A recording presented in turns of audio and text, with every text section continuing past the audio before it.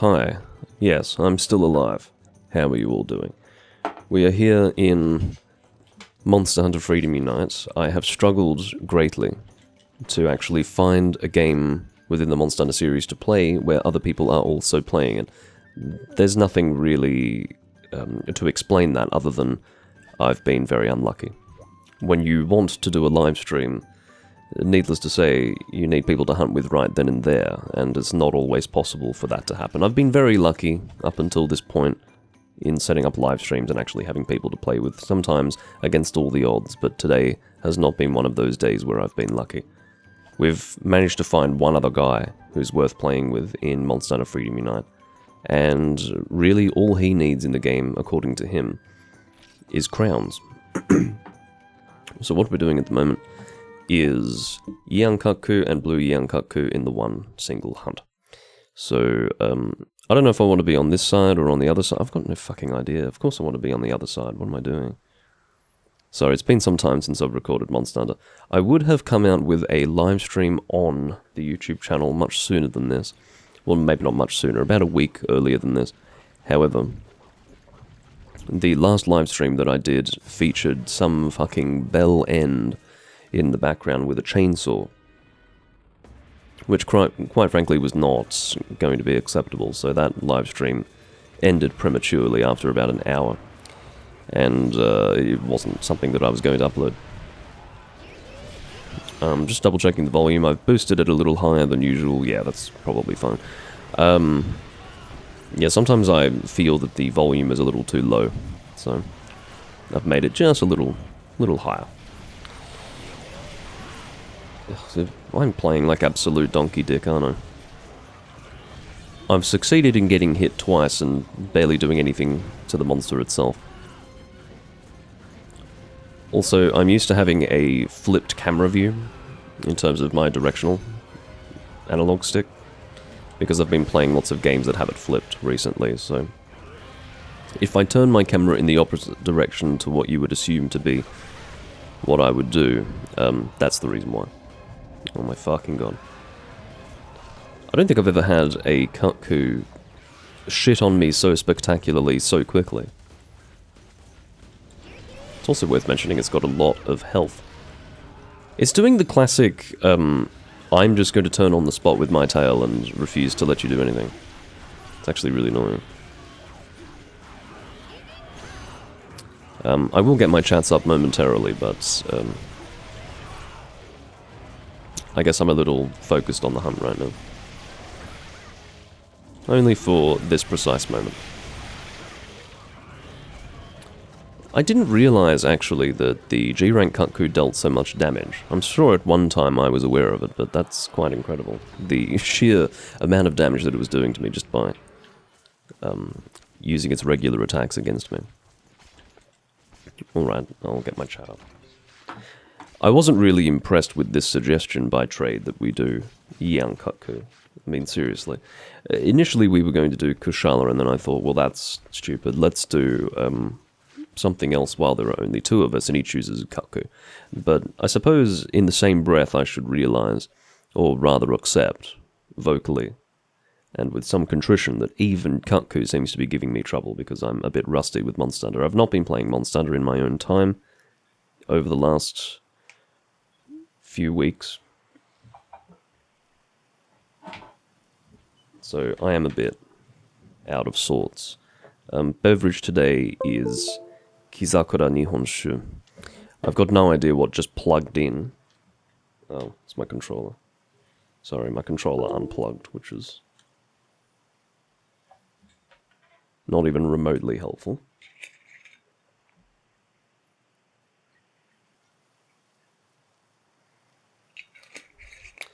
I tend to have a sort of narrow window in which to do live streams. And the setup time has been so lengthy, because I've been struggling to find people to play with, that really I'm right on the edge. I'm precisely within the window where I can do a 2-hour-long live stream and, you know, not run out of time. So there you have it. Nope. That was very annoying. But yes, even something as simple as moving the camera right now is something that I have to dedicate thought to, because I've been playing old Zelda games where I believe it's the X-axis is flipped. Or inverted would be potentially a better word to use. And it just throws your mind for a loop. That's what it does. I really should sharpen up, shouldn't I? But you see, having something as simple as your X-axis with your camera view requiring thought, you feel a bit like a newborn child. As for why we need to flash bomb a cuckoo, that's something that is so thoroughly inexplicable that I'm not even going to contribute thought to it. I'm not going to contribute my words, or my observations, or ask further questions. As you can see, I'm being pretty pig-headed. Could you believe that I'm using this many potions in a cuckoo quest? Well, you better start believing it, because it's happening right now. It's happening right before our very eyes. We managed to break the head of this one. I don't think we did for the last one.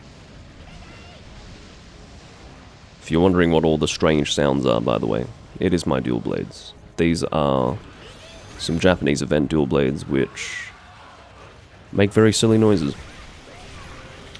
They are, in my personal estimation, the best water dual blades in the game. Slightly better than the Holy Sabers. The stats are quite different. It's much more elementally focused than the Sabers. You know, really good sharpness, from recollection. Really good stats all round, so... If you can possibly tolerate the ridiculous noises that the dual blades make, then yeah. You see, I'm not convinced that it's actually all that helpful to have this monster flash bombed, because he does that stupid bite, which means that you're not really able to hit the head properly. But anyway.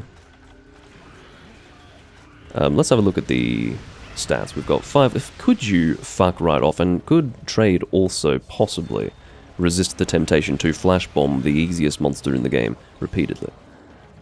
I think I'm not even going to bother sharpening up. Let's just kill this thing, honestly. This has been ridiculous.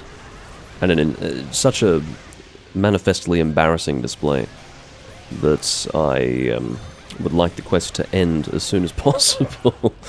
Alright, we will try our hand at something a little better, I think. Something that maybe doesn't make me look quite as ridiculous to be getting hit so often. But I did carve a splendid beak, so that's one thing. If this Vespoid could fuck off. Today is just one of those days, you know. It's one of those days where nothing quite goes my way. And if you did notice, even when you've got your dual blades sheathed, getting hit while having them equipped causes you to make noises, which is a bit silly. He's wondering if they both spawned with the same size because they were both tiny. I honestly doubt that.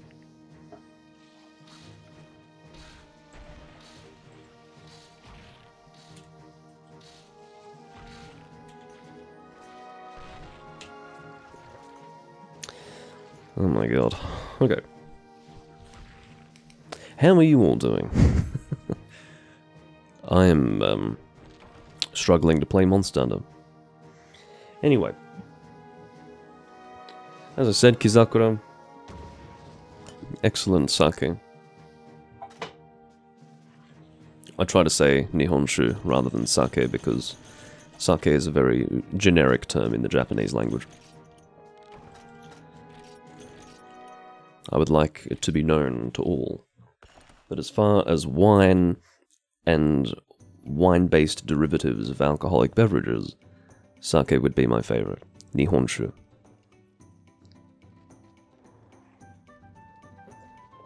It's very clean, it's very subtle, it's just an absolute delight to drink. Would highly recommend. Even for intermediate drinkers. Or maybe we'll say beginner drinkers. Much encouraged. Not too heavy. It's about your standard wine strength usually. Not quite at the quite at the level of a fortified wine, although you will likely find it in your fortified wine section. What? No, I don't want to do it again. Okay, we'll do it one more time. Just to satisfy this guy's curiosity as to whether or not they always spawn with the same size if it's a double quest, but I'm almost certain that that is not the case. It's not something that I had really observed before now, specifically, because I don't actually hunt for crowns. I find that to be a complete waste of life. Just me personally, I don't mean to cast aspersions upon people who hunt for crowns or people who want to be completionist in their progressing or in their progress through the guild card, but I just really don't care about completing a guild card in a Monster Hunter game. It's not how I play, never has been. I'm very much about character building in a more tangible way, i.e. forging weapons and armor. And the guild card can more or less fuck off. The one thing that I do aim to do is to have a flat weapon usage in my guild card. But it's not just that, to be honest. It's also ensuring that I remain familiar with all of the weapon types. That's one of the other reasons why I end up with a flat weapon usage. Otherwise, you can sometimes get in your comfort zone a little bit too much. Like, for example, I don't use hammer all that often. I might... Well, no, I will bring a hammer. The reason why I'll bring a hammer is because I don't often use one. And as for a water hammer, certainly not something that I use very often. I don't know how many times you guys have seen me whip out the old anchor hammer, but yeah. It's an entertaining looking thing.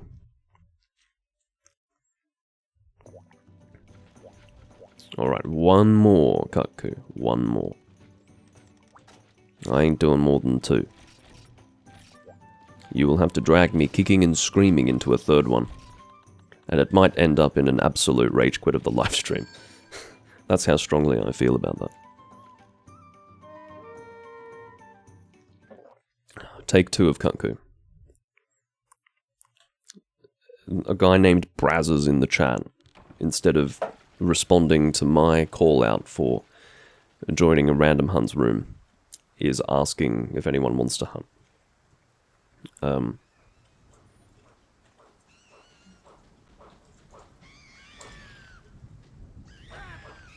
He seems to be the sort of person who's only able to hunt for very short durations, but largely consistently throughout the day.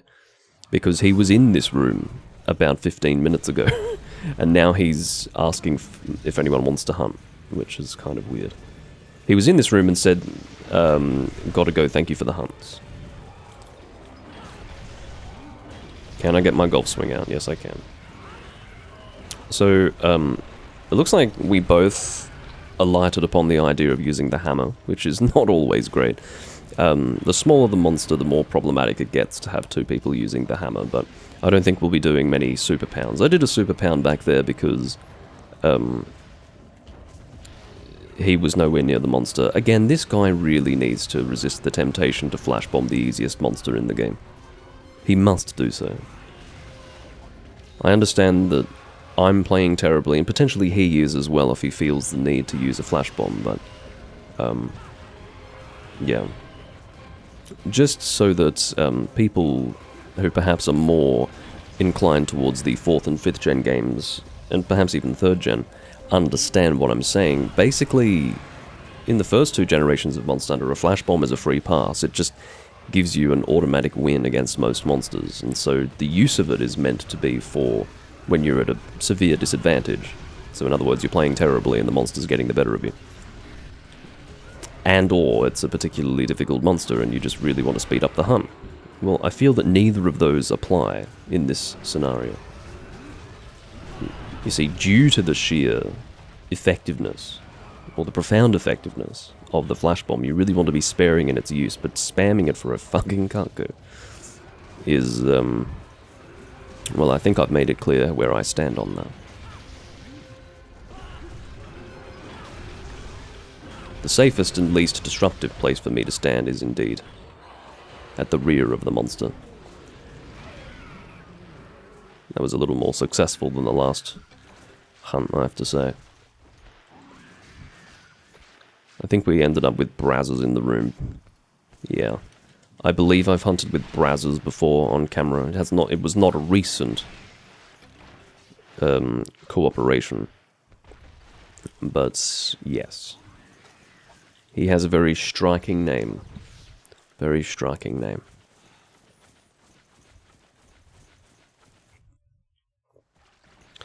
Alright, we will, I guess, continue this way. I do have a Psycho Serum in my inventory, but I'm not going to muck around with it.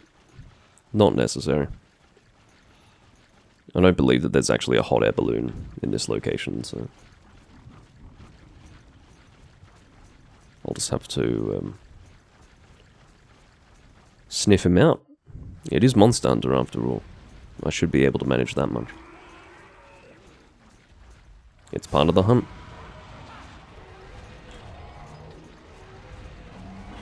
Do a level 2. Just so that I remain mobile.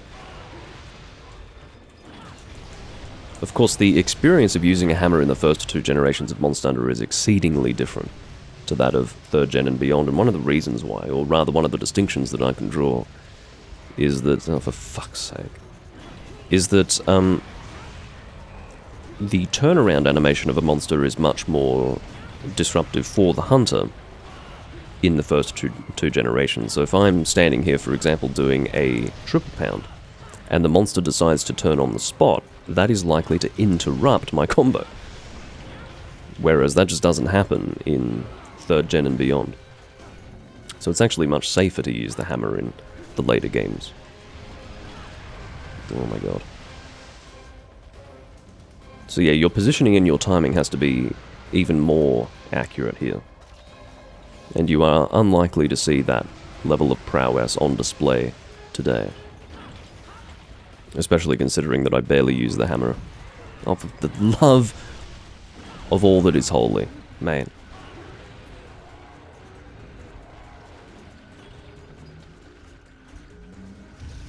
I will do a spinning golf swing.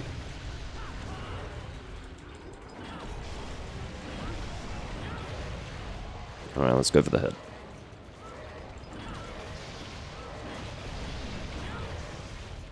Of course, getting golf swings on the head of a Kutku is a surefire way to have the quest be over just about immediately. It is, of course, some of the heaviest damage that you can do. Successful golf swing to the weak point. With a hammer.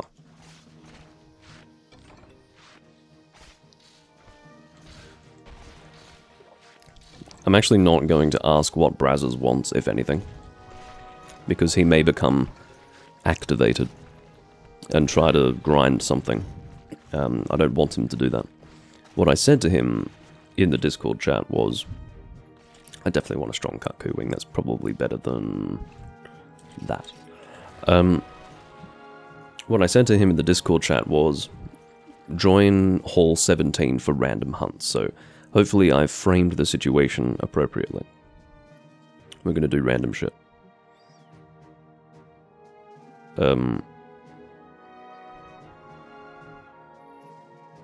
The word farm has managed to appear in Spanish here. I don't really like that. I'm already a little concerned by that, but whatever.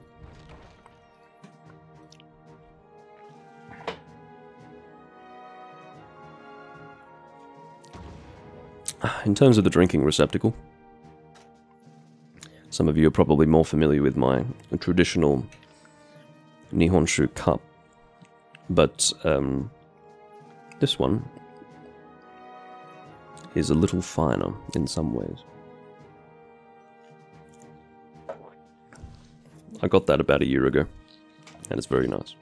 As soon as I saw it, I knew precisely what beverage I would use it to drink.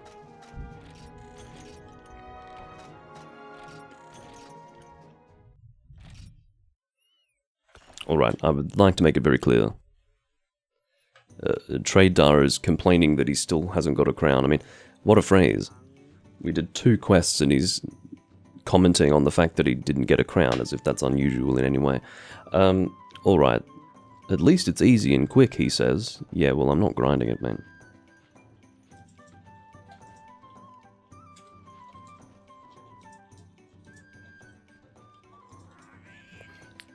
Maybe Kushala, now that Brazzers is here.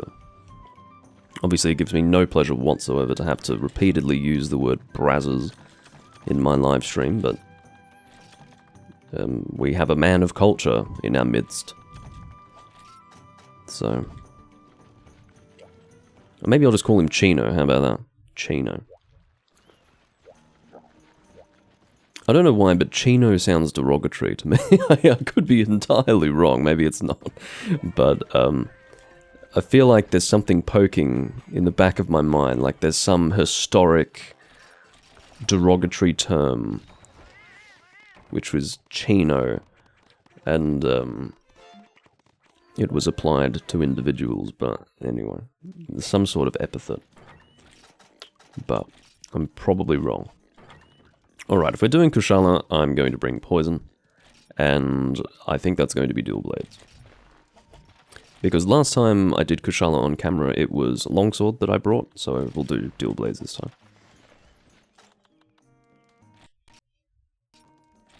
I should have double-checked my honey supply, because you may have noticed that at the end of the previous hunt, or rather in the intervening time period between the last hunt and the one before it, I went to my honey box to gather honey because I thought maybe that would be a good idea.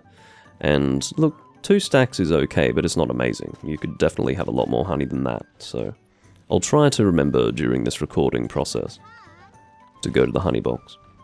Alright, what have we got? It is Jungle Kushala Daura.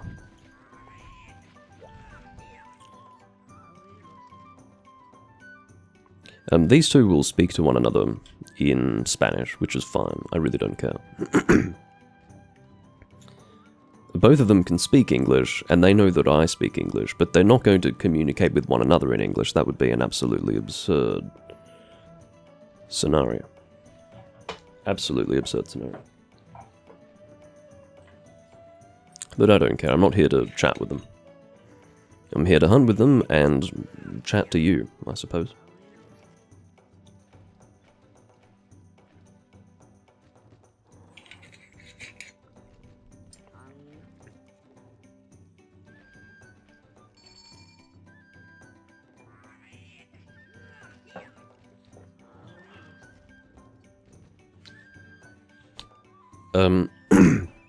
You will have noticed that I haven't been recording much on the channel recently. No particular reason for it. I don't really feel compelled to do super frequent recordings because I don't get much return on investment.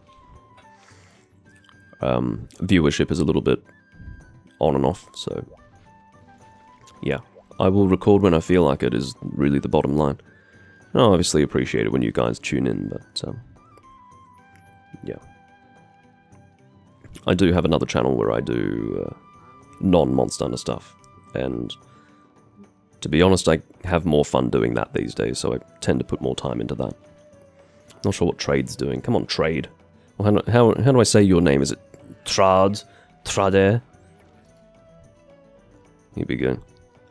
Oh, actually, I need the mini crown, so I'd rather do high rank Kushala, if that's okay. Wow. Is there a... What the fuck, man? This guy is so hell-bent on getting crowns that he wants to do high rank. I don't know why that's easier. I probably shouldn't even ask. He's already joined up on the quest. Silence would have been better, but I don't want to come across as cold and uncompromising. I just want to know why there would be a high rank quest with a mini crown. Minimum size in G-rank quests is 111. What the fuck? Minimum size in high rank is 90. Is that really worth it, man?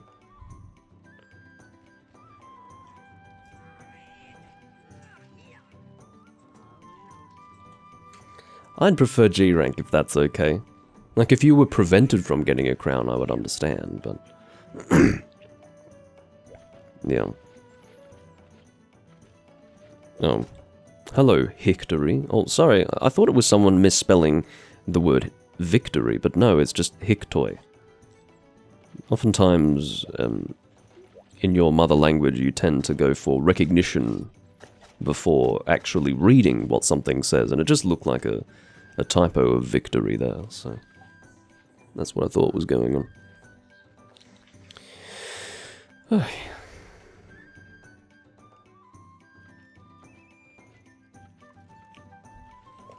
So yes, this guy who has joined our room is not going to be able to accompany us, so we will depart without him. I don't know if they actually had a look to see, but yeah, we're not hunting with that guy. And we shouldn't need to explain to him, as in this Hictoy guy, we shouldn't need to explain to him why he can't come along. We weren't just brushing him off, he literally can't participate.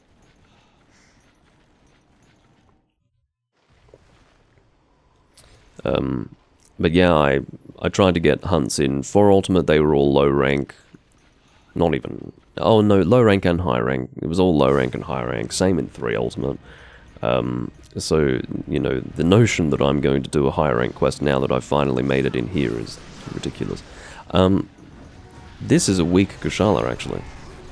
So we might actually get 2 under our belt if we're minded to do so. Depends how quick this one is. I don't even remember doing a Kushala. This is my quest, so it's my weak Kushala, but I really don't remember the last time that I repelled or failed a Kushala quest rather than succeeding in one. Again, yeah, look, I don't mind flash bombs being used for this monster. I was about to make a comment about it, you know, oh, this guy's using flash bombs again, but no, this is okay. It was the previous use of the flash bombs that I found to be a little questionable. I'm going to keep away from the head because we do have Chino on the head. The last thing that I want to be doing is flinching him when he's trying to build up his KO. I think it is good to go for the neck. Is the neck a separate hit zone, kind of like Fatalis? I think so. Well, it's certainly a separate hit zone, but it is it also a weak point, was really the question I was going for there. Hopefully, but I'm not there now, so it doesn't really matter. Trying to get the tail hit zone though, because I'm not actually bouncing. Alright, we've got our poison in effect, and I will sharpen up. Not a terrible amount of purple sharpness on these dual blades, but of course, given that they are dual blades, I'm not necessarily staying at purple for very long. Especially when doing Demon Dance.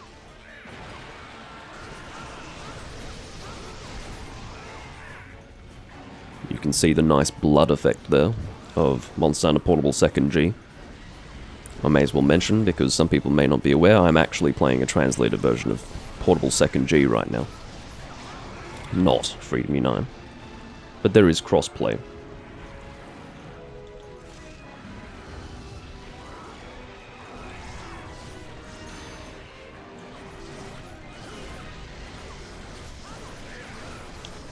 Very effective paralysis. I suspect he must be using Melling's tool, is that right? I can't really see, but... yeah, Melling's tool.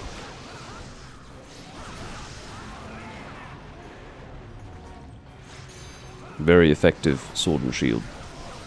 So yeah, that was very quick. We can probably do another one of those at full health. Nicely done. So keep in mind that was actually a G-rank Kushala, but it was weak.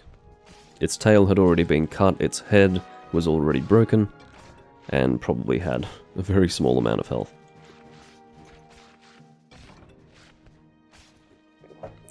But yeah, with this particular lineup, we would have no trouble killing a full health Kushala within about the 10-minute mark. Not sub 10, probably, but yeah, around 10 minutes.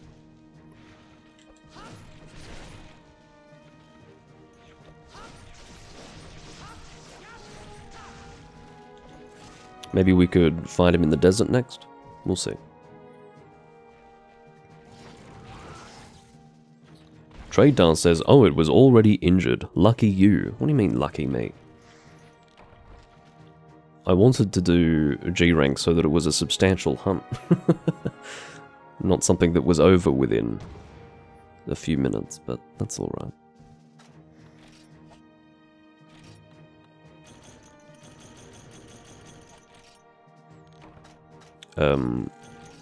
Shall we do another? I don't know.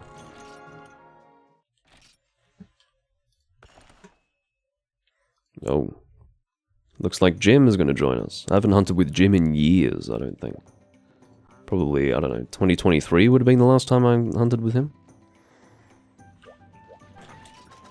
If he wants to join, he's more than welcome.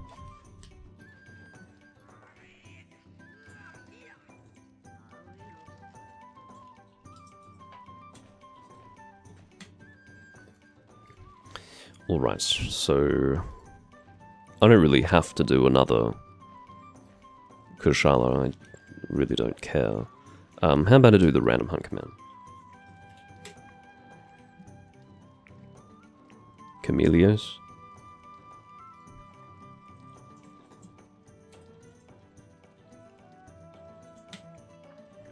I'll ask if he needs a Chameleos crown, because everything that we're doing actually is through the lens of a trade trying to get the crowns, because ultimately it was his room that I joined and he was quite easy with whatever we would do, provided the monster in question hadn't been recorded with a crown in his guild card. So yeah, those are the parameters in which we are operating today.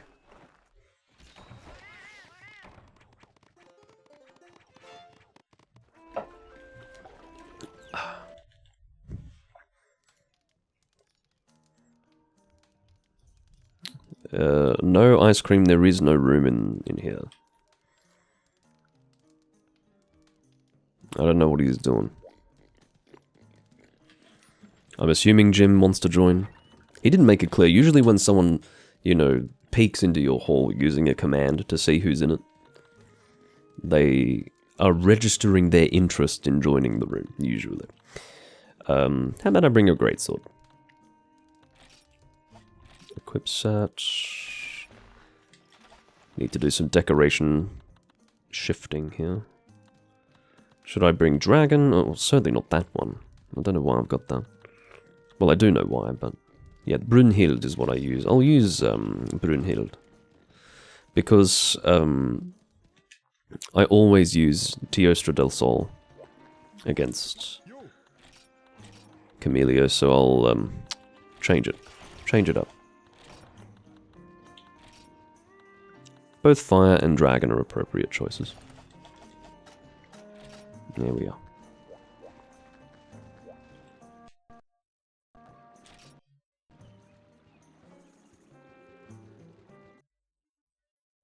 Hello, Avenged Story. Welcome to the live stream. Glad you're able to tune in.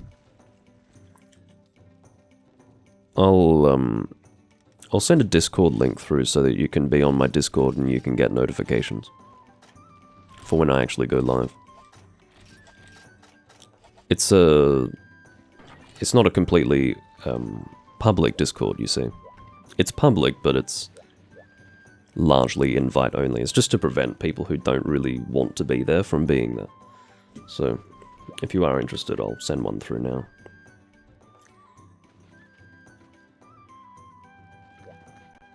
For anyone who is interested, just in this particular VOD description, I will also put a join link in. So that is, anyone who's watching the VOD and has reached this point in the VOD, what I'm telling you is that there is a link that you'll be able to follow in the description, which will be to my Discord now. All that Discord is about, really, is just notifying you of when I go live, and, you know, if you want to chat with me in the community, you can as well. But you see, the more you limit the access, the better it's going to be. It's always going to be like that. So that's how I've approached it up until now. There isn't just going to be an open invite into the server. Okay.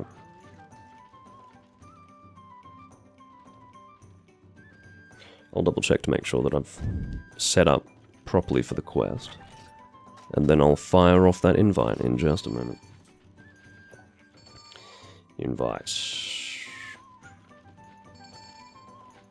Copy link. Well, I'd like it to be for this channel, in fact.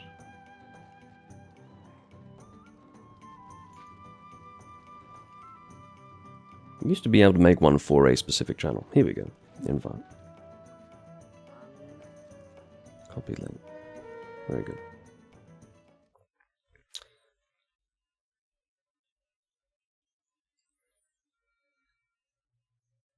There we are. That'll pop you into the welcome channel. I'll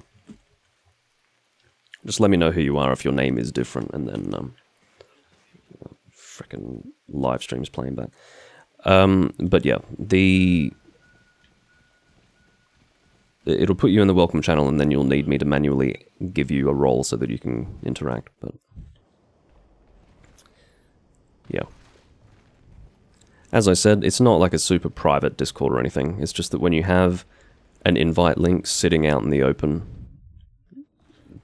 people, like literally anyone will join, and the quality of the community tends to go down that way. So this is a really big Chameleos. Look at the size of him. Giant bastard.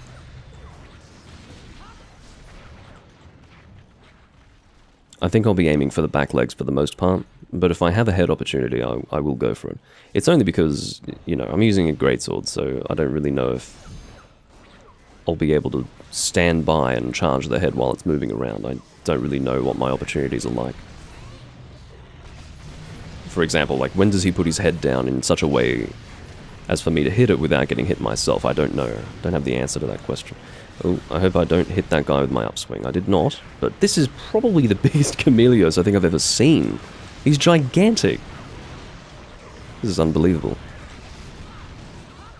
I think a lot has been said about it in the chat. But, well, maybe not, but... yeah, wow. Obviously, every time you've got a large monster, they do become slightly more difficult, because they have greater reach. This is going to be a great combination. Trey, do not bomb the head, mate.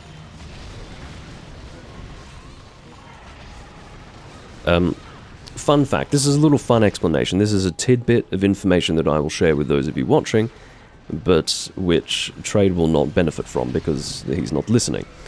But you never bomb the head for two reasons. One, the damage that you're dealing with the bombs is not going to be better in almost any scenario than the damage that you will deal from the team on the head. The second reason for that, and flowing from that, you're basically going to be hitting the team away from the weak point. The second reason is because bombs do set damage. It doesn't have to be on the head.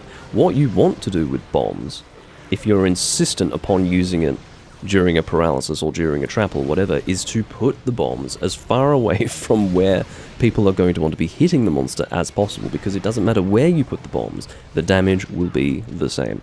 So I'm not completely automatically resistant to the idea of people using bombs during a trap and a paralysis, but the idea that you would put it on the head... I mean, maybe he wasn't watching to see that I was hitting the head as the greatsword user, but it's still a bit of a daft thing to do. It's definitely bad practice in multiplayer, not something that you should be tempted to do at all. It's bad news. Also, Chameleos is flying through a ceiling, so that was nice. Sorry, mini rant there, but I mean, that's just one of the things that it doesn't really take much time in multiplayer Monster Hunter for you to realize that that's a terrible idea. So whenever I see it, it shocks me, to be honest. It just shows that someone is singularly focused on their own damage dealing and hasn't really followed the logic through to its conclusion, which is that you're actually preventing people from hitting the monster instead of actually maximizing team damage, which is what you should be doing at any turn during a multiplayer hunt.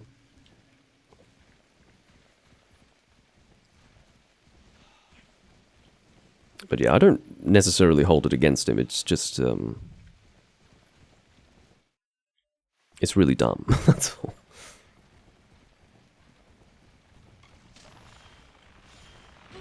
Oh my god.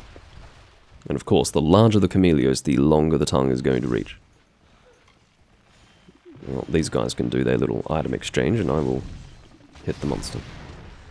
And get hit back immediately. That was almost a joust. A tit for tat.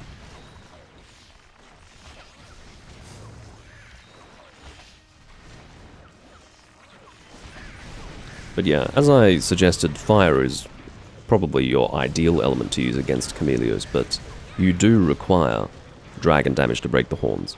Or the horn, singular, in this case. It is the same with Teostra, of course.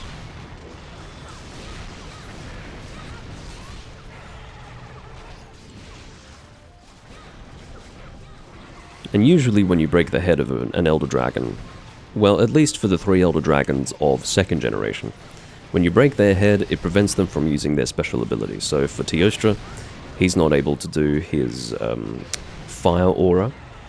Chameleos is not able to properly turn invisible anymore. And Kushala cannot create his wind. So, breaking the head is considered to be a very good thing to do. Particularly for Kushala, he is the one where you want to be most head-focused.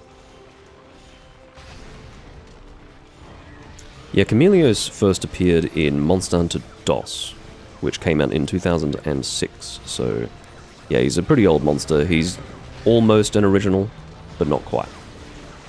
He is PS2 era though, so for some people PS2 era is basically original Monster Hunter. But he is technically, because he came in Monster Hunter DOS, a 2nd gen monster rather than a 1st gen monster.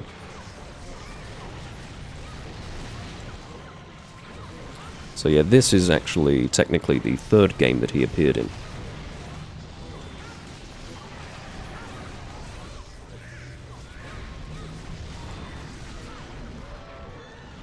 He disappeared for a little while. Did not make an appearance in 3rd generation. 3rd generation was an interesting gen. 4th felt very much like a callback to previous generations. It felt like an update in that they brought back a lot of 1st and 2nd gen monsters, but 3rd generation really did feel like a whole new generation of Monster Hunter. Because of how many new monsters were in there. And as a consequence of that, a lot of the older Elder Dragons just were not included, which was a great thing. I mean, I don't want to be fighting Chameleos for every single generation of Monster Hunter. Other people seem to be absolutely fine with that idea. I'm not, because I actually play the older games. But, yeah, what they did in 3rd gen was make new Elder Dragons, usually very colossal Elder Dragons, really big ones. And I really liked that. So examples include Cedeus, Gen Moran, Dia Moralis, stuff like that, you know. Which I thought was a great way of approaching the idea of an Elder Dragon having lots of health. Because these dragons, they're not really huge, right? But you can naturally imagine a huge monster having lots of health. So they definitely made it a situation where Elder Dragons were huge and had lots of health. And I thought it was a nice touch. 3rd generation is my favorite generation of Monster Hunter, but I think it's because it was the one that really felt the most inspired. And I use that word advisedly because it sort of makes it sound as if what came before it was uninspired. It's not true. But 3rd gen had a lot of verve, a lot of exciting implementations. But not everyone agrees. Like, for example, underwater combat, for most people, is just absolutely awful. I didn't like it at the time either, but now that it's only present in 2 Monster Hunter games within the entire mainline series, I do actually have a bit of affection for it. But yeah, it's probably not everyone's cup of tea. 3rd generation in general.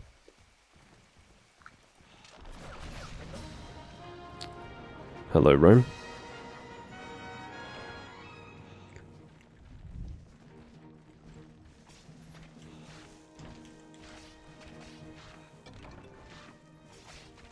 That was a pretty successful hunt. We managed to sub-10 what I believe to be a full health Elder Dragon, which is always a good sign of high damage from the team. It is what you'd expect with the paralysis support that we had. Very good stuff.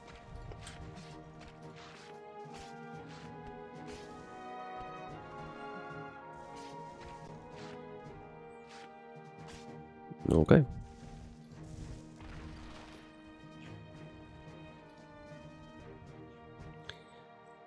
I have added you to the server properly.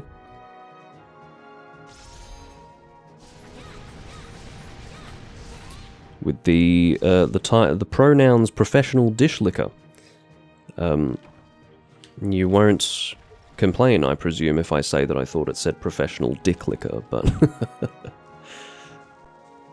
yeah. For a split second, that's what I thought it said. Which would have been okay. There are some people who do that professionally. Well, I managed to get 2 Chameleos gems, but no big Elder Dragon jewels, so that was sad.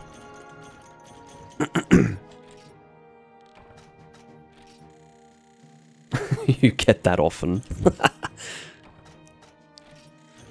But continues to keep them there. Yeah, there you go. There's your Gold Crown Large. I'm sure that's going to put a smile on that guy's face. That was a big Chameleos. And Brazzers is having dinner. Okay. Remember I said that this guy only plays for short bursts, but over a long period of time? Yeah, he's... Yeah, anyway.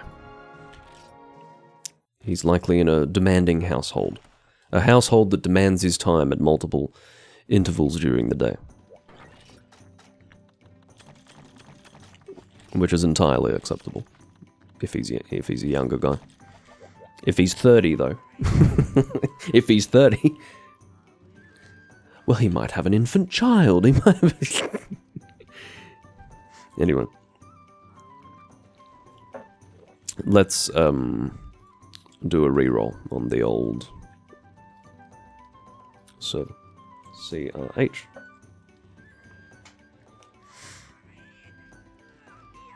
Okay, so we don't want to do Fatalis because he specifically said not to do that.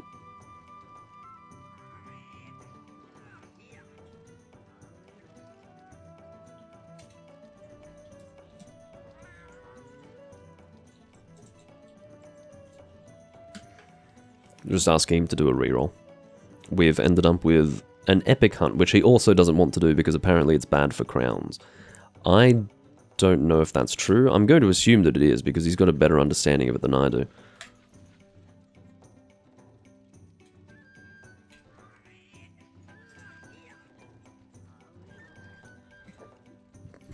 I said in the chat, how about we do Gravios? On his own. Cool. Let's do that now. Following through with my self-recommendation earlier on in the live stream, I will go to the farm and get myself some more honey.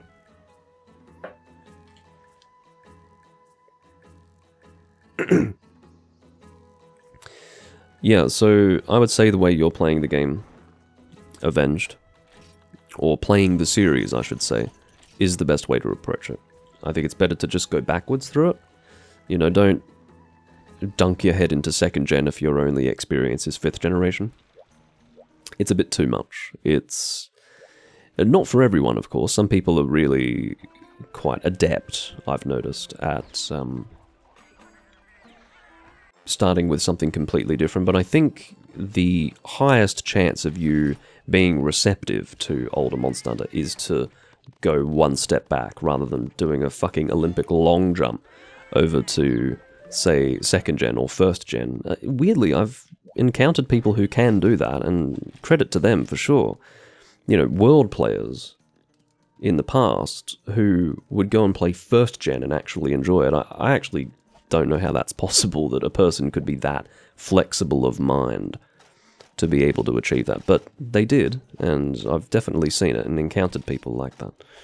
But not at all recommended. So do Generations Ultimate. You seem to be enjoying it, but you recognize that more time is needed to really get comfortable with it, which is perfectly normal. But if you've got the willingness to give it time, as long as you understand it's not going to be comfortable at first and you just let time eventually take its course, you will find that it'll get comfortable, and when it is comfortable, you'll have a lot of fun. In my opinion, more fun than you'll have in 5th gen, but that's just me. The reason why is because there's more sense of achievement, in my opinion, in the older Monster Hunter games. The interaction between you and the game is a little more in-depth. But that might be my bias. I don't think it is. I think I can probably explain why. It's not a bias and is in fact a bit more factual than that, but anyway. I'm not much of a fan of 5th gen personally. The monster we're doing is Gravio, so I probably want something ranged. I tend to bring a bow, so I'll bring a bow gun instead. Sure, we'll go Pierce. Why not? Seeing as though that's what I'm staring at, we'll do Pierce. I'm happy with that.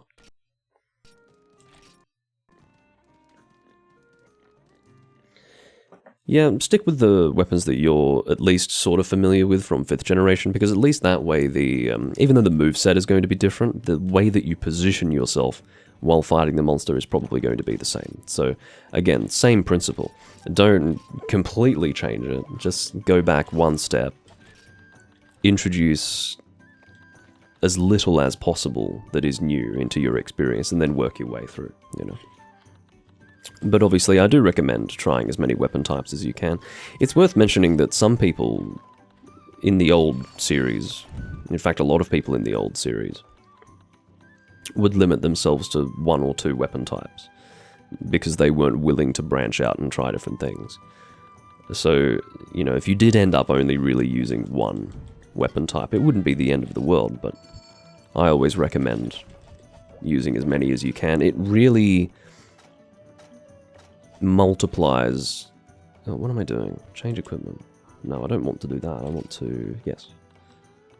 Get my Pierce shots. What it does is it keeps you interested in the game. It keeps you having fun. There's always something new to work towards in terms of forging weapons and armor. And the variety of it makes the experience more fun. But again, some people will play thousands of hours with, like, the gun lance. And only the gun lance, and they're perfectly content with that. I find that incomprehensible, right? But we're all built differently, so it doesn't mean people are wrong to approach it that way.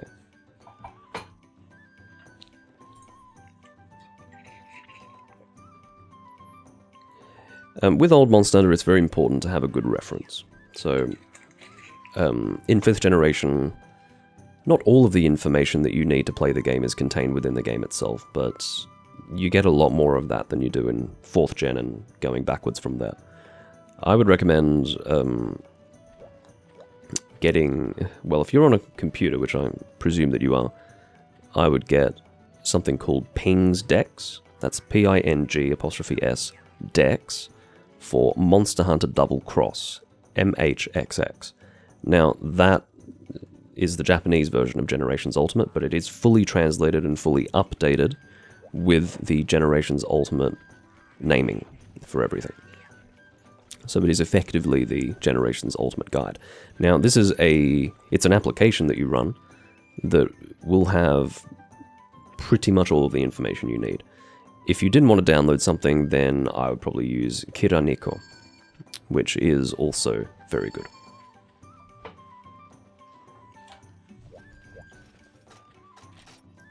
Do I want anything else? I don't think so. Let's go.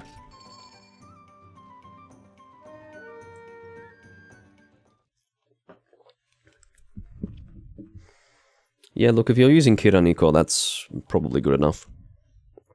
But Ping's Dex, I would recommend giving Ping's Dex a try. The way it's set out is really nice, really intuitive. and it feels a bit more powerful, like as a tool, as a reference. I much prefer it to Kiraniko. But yeah, Kiraniko has been great since 3 Ultimate came out, pretty much. That was when I used it.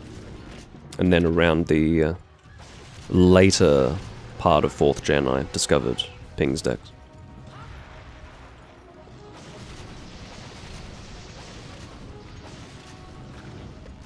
That was a little bit...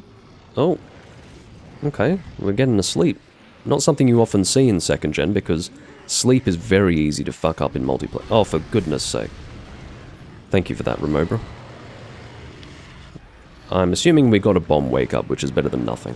Keep in mind, you're only going to get double damage on 1 bomb's worth of damage, so... not too terrible, but still. That Remobra was being a bit of an arse.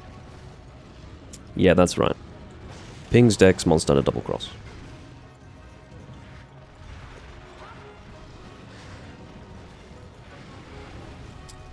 If you are using antivirus software, it might pick that up as a virus. It's not, don't worry. Keep in mind, you're not going to be able to just immediately download it. I think you need to download NET Framework 3.5, whatever it's called, and probably something else as well. Just basically things to run it correctly. So, yeah, it's not immediately going to work, but once you've got that, it works lovely. Fucking hell. As you can see, even with Evade Extender, I wasn't able to avoid that. That's 2nd gen Gravios for you. 1st gen is so much easier with his monodirectional laser beam. Another sleep. Okay. I do still have a bomb, so why not? I'm not sure what Jim's doing, but he's wigging out. Are we going to get an adequate wake up? Probably not. I'll do it. Hold on. Very good. Quick tutorial for people. You always want your wake up hit to be the damage that you want to be doubled. So if you shoot into a bomb, for example, your shot is likely to wake up the monster rather than the bomb. And you don't want that, particularly with Pierce, because Pierce is something that deals damage with multiple hits, right? So you don't want double damage on like 1 small hit out of multiple. You want double damage on your bomb, which is 1 single impact with relatively high damage. Ow.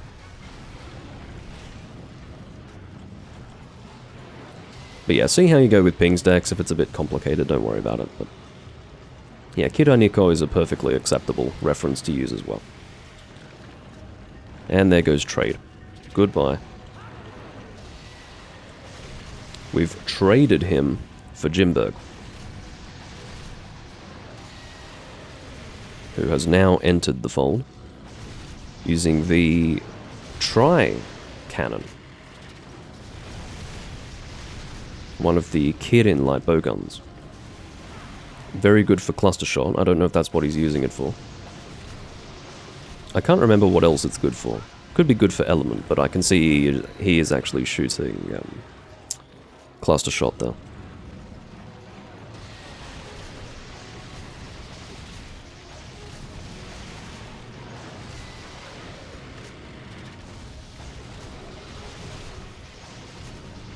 This Gravios is not going to last very long at all.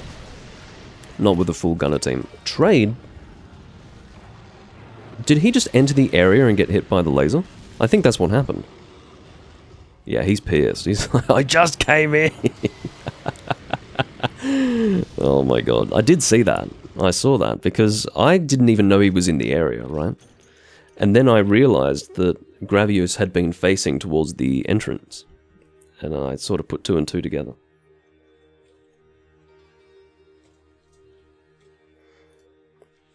Alright.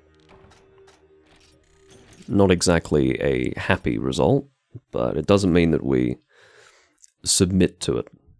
We're not going to be put into submission by that result.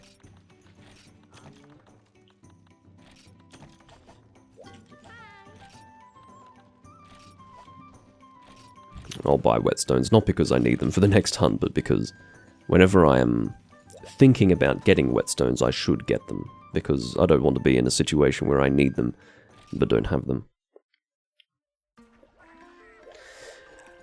Yeah, I don't know. I can't really comment on 5th gen as far as how the monsters feel. I mean, I played a little bit of Rise, and I hated it with such white-hot passion that words almost fail to describe it. And I played about, 450 hours of World, so I'm familiar with the base World monsters, but not the Iceborne monsters, because I quit that game before Iceborne came out. But Wilds I'm supremely unfamiliar with. It basically doesn't exist to me. But, yeah. The monsters here are threatening, yes. But maybe in a different sort of way.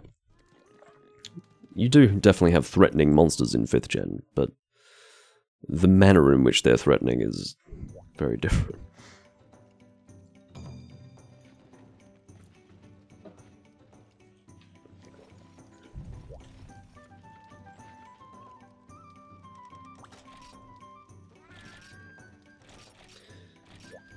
Off we go again. Got a shitload of feline skills. Yeah, feline ballooner. Yeah. I've got no fucking idea what that does. Does it have to do with waving at the hot air balloon? Maybe. Maybe.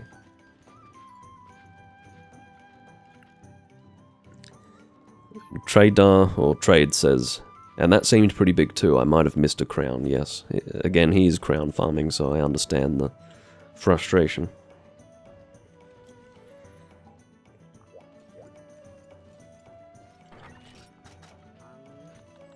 What am I missing? Oh, bombs. I definitely want bombs. Again, pretty unusual to see someone going for sleep without coordinating with the team. He's basically winging it. He's crossing his fingers, hoping that he can get the sleep off without anyone hitting the monster. Now, to make it really clear, as of 3rd generation, sleep cannot be interrupted until, like, maybe 1 full second after the sleep animation is concluded on the monster. In this game, and 1st gen, once you've successfully begun the sleep animation for the monster, you get maybe about a full second where the sleep cannot be interrupted. It's not related in any way to the animation of the monster's sleep. It's literally a second. Could even be less. It ends up being maybe less than halfway through the sleeping animation of the monster, and if anyone hits the monster after that 1 second has transpired, that's it, you failed the sleep. So, it doesn't mean that sleep is a bad idea, it just means that you need very careful coordination. You need to alert the team, hey, stop hitting it, I'm about to sleep. But no, he's just whipping it out. He's unloading sleep. And look, it didn't just work once, it worked twice. So, obviously it's working. I think it was Mardolce who was shooting it.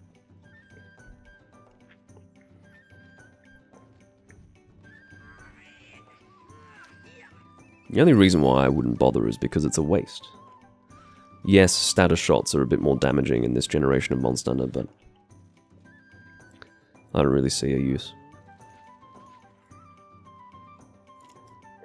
If there's a high risk of the team hitting the monster out of the sleep animation, then best to avoid it.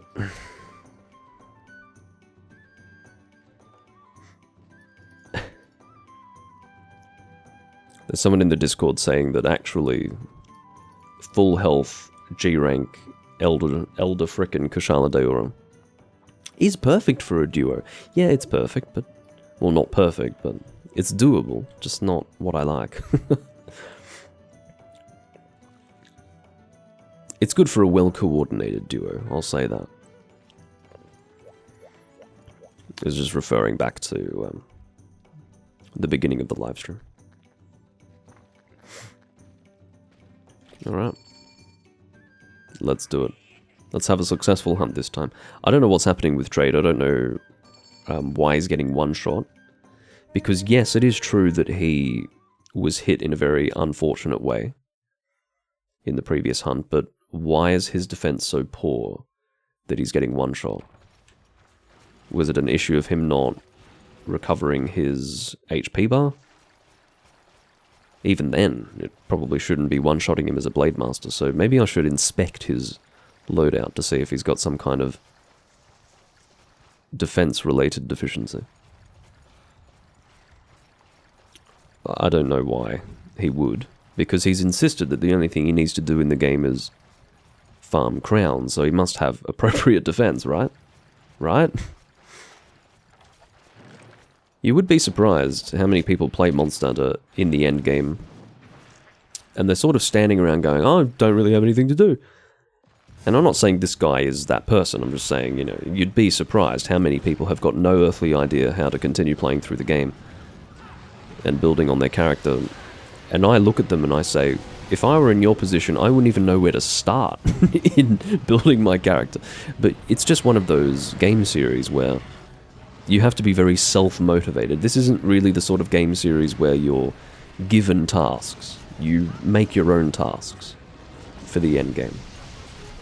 And that's really what this series is about. This is the end game, guys. I'm showing you what it's like.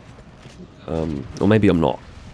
Because I already have a built-up character and I'm not doing this for the purposes of forging equipment, etc. But still, oh, my Dolce, motherfucker.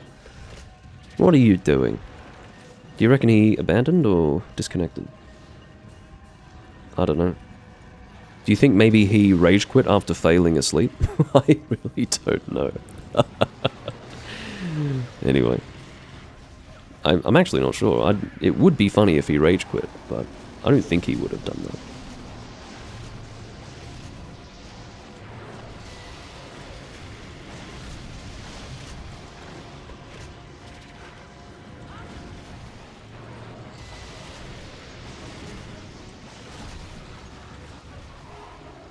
Nope, I've got a paralysis. I should not be allowing myself to be distracted by the chat during paralyses. And here's Trade, again, completely trashing his damage output. Well, I guess he is using pure paralysis just about. So maybe bombing during a paralysis is an acceptable thing for him to be doing. But a very dangerous enterprise when you're playing with gunners, because especially considering that I think we're both using Pierce.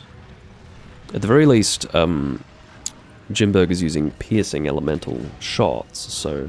Okay, he's now actually using Pierce, so what that means is that our shots aren't stopping when they hit the monsters, so they're going to pierce through it and hit the bombs and basically prevent Trade from getting both out.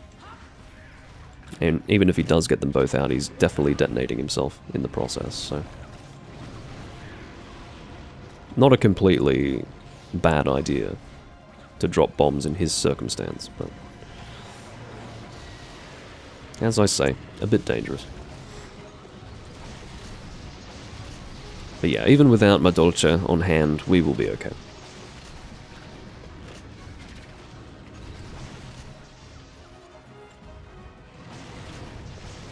I'm assuming Jimberg does have cluster shot, he's just starting with Pierce.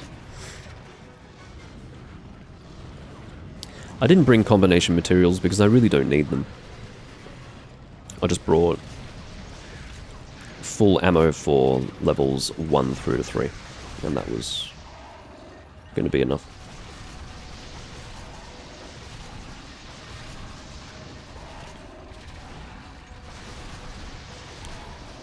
Alright, on to level 2, which is indicative of very high DPS that I've already reached my level 2. You may have been able to see there that Trade is getting hit rather foolishly. But that's alright, if he's got the potions, he's welcome to use them. Oh. Okay. Dropped the bomb and got out of there that time.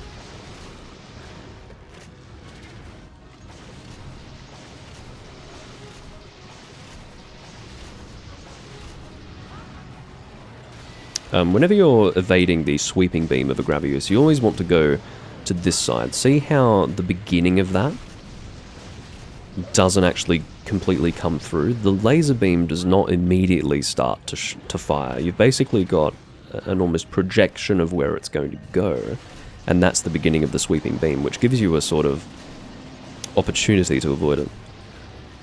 But you're not going to get that if you go to the left side. You always need to go to the right, which is the monster's left.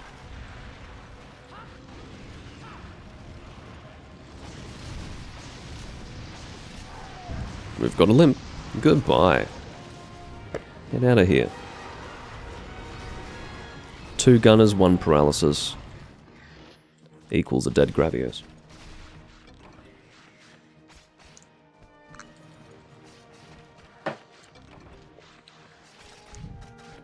Big Wyvern Stone. I'll replace my ammo. Ammo is very... replaceable. Expendable, maybe would be the word.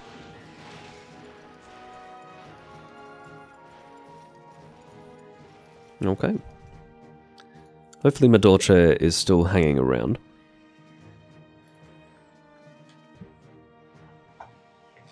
As I say, I don't think he would have rage quit, but it would have been funny if that was the basis upon which he left. It's just that in this game, you can't tell the difference between a person who is disconnected and a person who has abandoned. It just says broke off. So.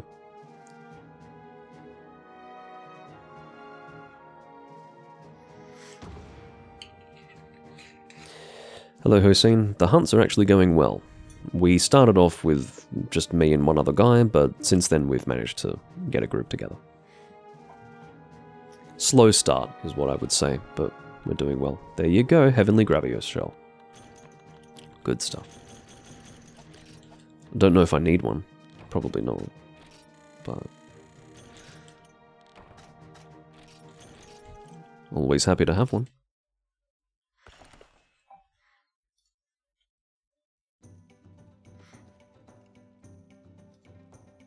Looks like my Dolce broke off properly there.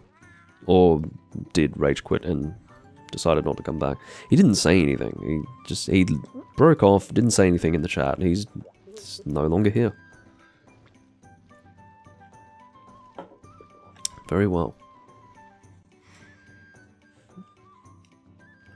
Oh, for fuck's sake. I'm not even doing a hunt reroll. I got back from a previous hunt.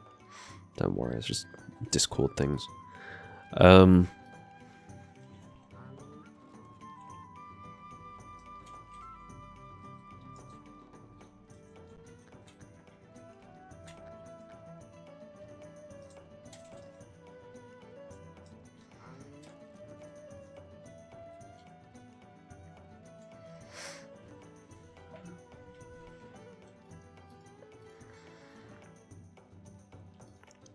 Alright.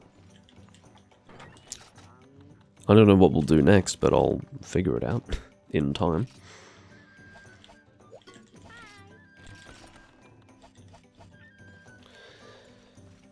I could sort of have a look around, see what I feel like. How about a... could do a Silver Rathalos or a Gold Rathian. Could do the double quest, but I don't really want to. Oh, many options.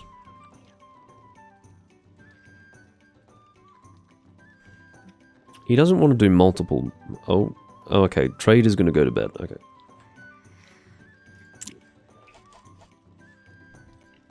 Very good. Not. That just leaves me and Jim.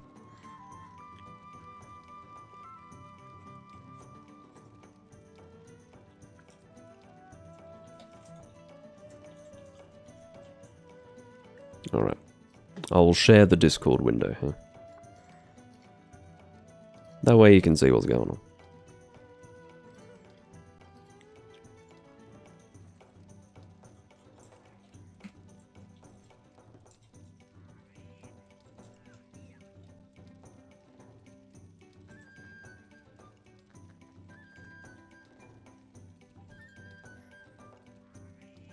I'm hoping that Jim still wants to stick around. I'll be really annoyed if he doesn't, because then the live stream falls apart and then I have to go and find another. Well, it falls apart because I have to go and find another room. And it would be an entirely random room of people that I may or may not want to hunt with.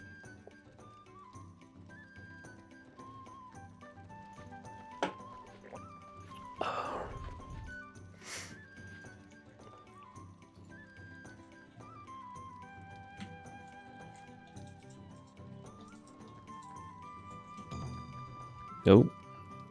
Some person named Saga has joined the room and posted his own quest. And look, at the end of the day, he's not completely in the wrong to do that, but this is an ongoing room. And I'm not doing high rank, so sorry, mate.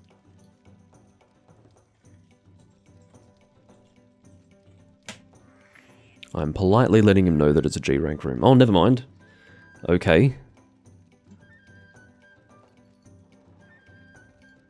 Jim is going to eat breakfast and go to school. Well, fuck me, I guess.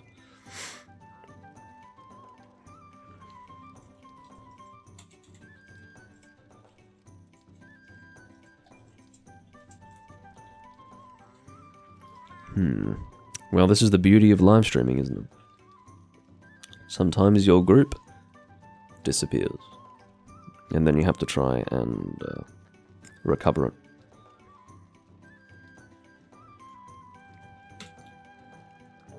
Okay. There's probably no prospect of me getting a group together in this hall. So I'm going to remove that. I'm now going to check the hall status on Hunsterverse and use that as my guide. I'm going to join random rooms and we're going to fucking hope that this works. I'll try Hall 2 to start with. There's 3 people in now. So basically what I'm looking for is a group of 3, which including me becomes 4, where they are actually doing G rank.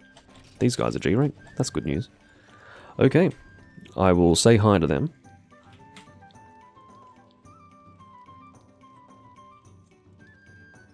I'm not going to ask if it's full. I will leave it to them to tell me that it's full, if it is. As for what I mean by that, I won't explain it. Towards the Silence, they're doing Chameleos. Okay, Tatsuya is leaving, which is okay. I'm going to let them know that I'm changing weapons. Changing weapons BRB. You need to make it clear that that's what you're doing, because otherwise they're not going to honor your position in the room. I have to be quick, though. I have to be very quick. Let's bring something fun. Let's bring a gun lance. Lavazioth gun lance is fine. Let's eat real quick. I'm actually going to speed up here. Kid and cheese. Okay, all good. Got to do it as quick as you can, because one thing that I did notice but didn't comment upon was the fact that I noticed that there was another guy trying to get in that room. It's this guy, Anir. Now you can see that those guys could have easily departed without me if I didn't make it clear that I was coming back.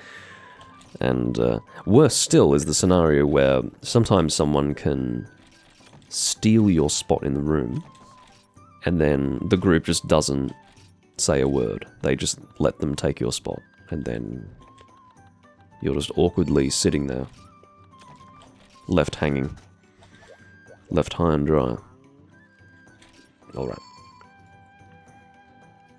And that's what I meant when I said, should I even ask if the room is full? Because basically, when you join a room unannounced, it's possible that the reason why you were able to join the room is because people who were previously in it have left it to go and eat, or do the farm, or something like that. So it's most courteous to at least be open to the possibility that the room's full. Or even ask to confirm, but yeah. Alright, in the end we managed to get another room, and that was not as painful as I was expecting.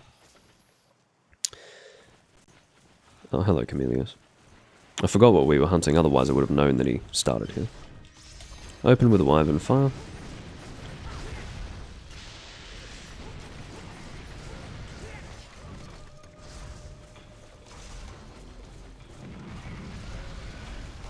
Not that I really want to be doing Chameleos again so soon, but that's alright. I'm not going to be choosy when there was every possibility that I would fail to get into another room at all. Oh, thank you for that. That was great. I really liked that. I like the part where you hit me and not the monster. That was probably my favorite. Oh, what was the signal for? I couldn't see anything because I was between the monster and the wall.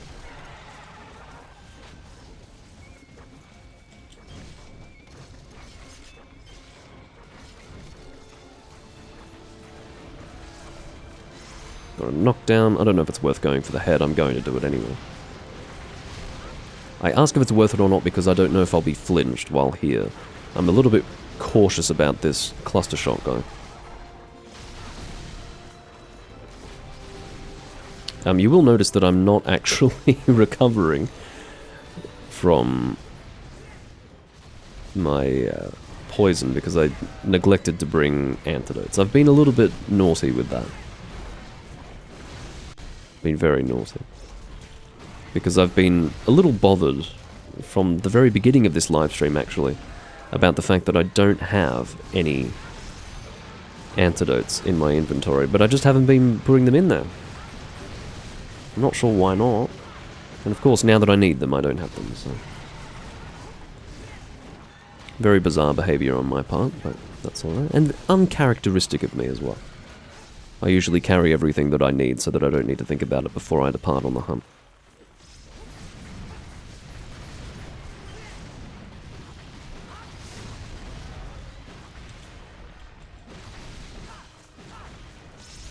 Alright, let's sharpen it.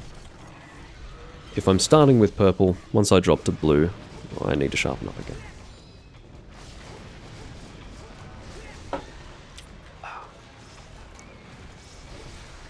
With Gunlance, it's absolutely recommended that you have a sharpness skill of some kind.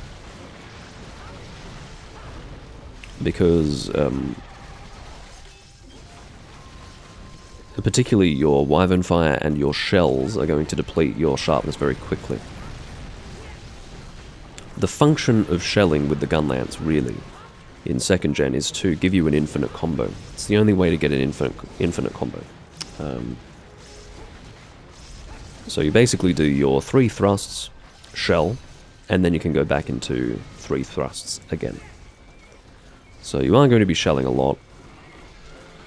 And also you should be doing your Wyvern Fire as frequently as possible, because it's free damage essentially. Like so. And between your shelling and your Wyvern firing, yes, your sharpness is going to be depleted, so I would recommend either Razor Sharp or Sharpness +1, one of the two.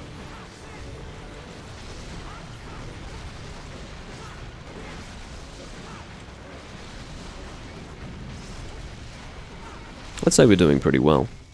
Looks like it. Good team, actually. Which is funny, because it's a totally random team. I haven't coordinated with them in any way. I just turned up and things are going quite well. I'm not sure why Lona keeps signaling. Freedom Unite players do tend to communicate using the signal and almost nothing else. But yeah. Not really helpful when I'm standing here not knowing what on earth is going on. I guess I don't speak the language.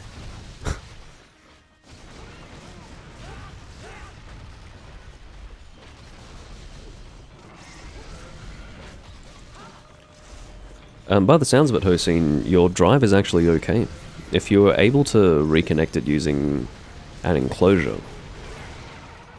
then there might be a problem with your internal connector in your computer.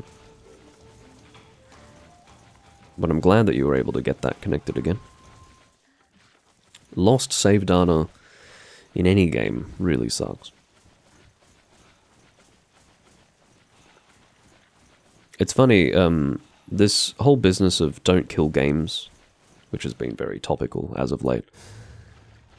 I had a pretty long rant about that back in 2017 in the lead up to the closure of the Monster Hunter Online servers. And, I didn't really get much positive feedback on that. Not negative either, just no one really said anything about that. I basically said words to the effect of, why is it that we, as gamers, seem to accept, as if it is in any way acceptable, a scenario where all of the time that we've spent in our video games is rendered completely obliterated by the closure of online servers, Like, why do we accept that? Because it makes you wonder, why did we spend all this time playing these video games? And I said, we need to get to a point somewhere in the video gaming community where we no longer tolerate this. Now, the context for this is that Monster Hunter Online was an online-only game. So once... And it was completely hosted by Tencent. Basically, everything was there. And, once that stopped, you can't get your save back. Your save is server-side. As I recall, there was no local access on the computer of your save file. So, once they stopped support, that was it.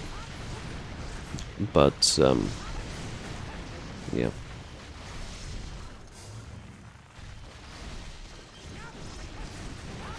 That was a bit of an aside. I can't even remember how I got started on that, but...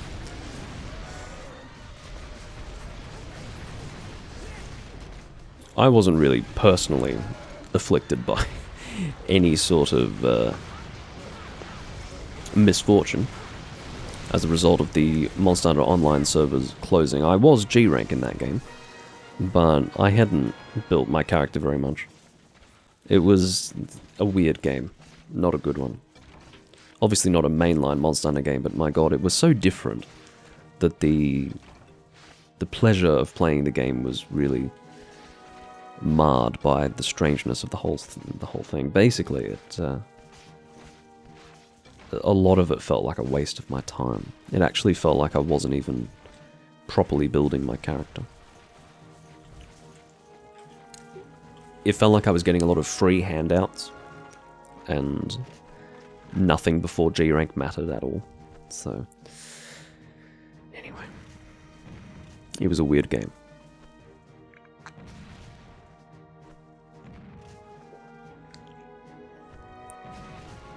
Yeah, a lot of people who've been on board with me for some time found me as a result of my videos on Monster Hunter Online.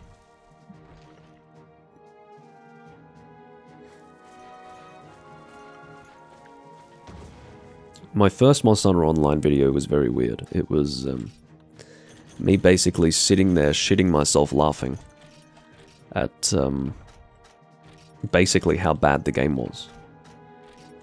I don't know if it's worth retelling the story because my memories of it are becoming vague. It's been that long. But basically I came into the game, I think for the first time. And I'm seeing, there's always this conversation about bikini armor. The idea that you've got armor which covers basically only the the private parts of a woman, so therefore it's not really good armor at all. But no, these were actual bikinis. The online area was just filled with people who were just basically wearing straight up bikinis, almost nothing at all, and I thought it was quite funny. And then the first NPC I talked to, straight into the game, I just start chatting with her, and then it launches this cutscene where this lady just starts dancing on this platform. And I'm like, what is going on? I've just begun the game. I don't know my head from my asshole right now. I'm just going through it.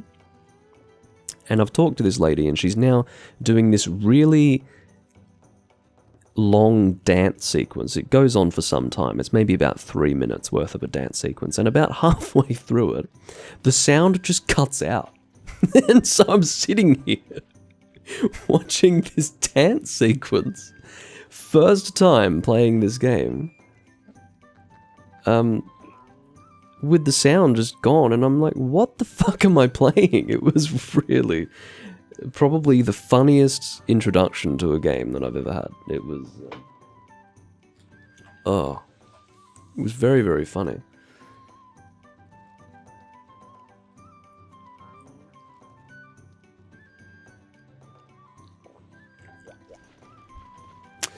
I'm not sure what these guys are doing, but I suspect they're having a discussion in the chat. Well, still nothing. Can someone else pick the quest? I really need Elder Dragon Jewel. And Ukanlo Stone? Why is Pandora expressing confusion? He's like, what? What are you saying? As if what Lana has said is in some way unreasonable.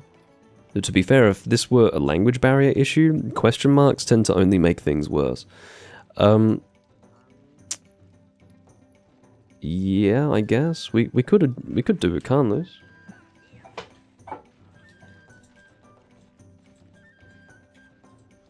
We can do a Carlos if you want. We should all have it if we're HR9.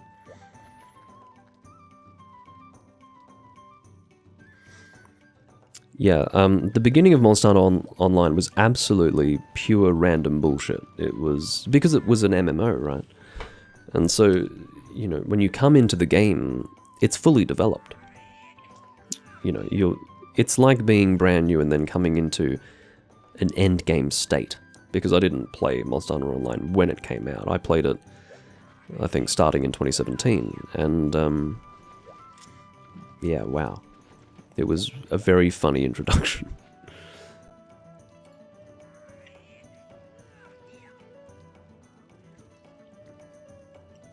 And it was quite late at night, so I had to try and not laugh too loud, but if it had been during the day, my god, I would have been cackling at full volume.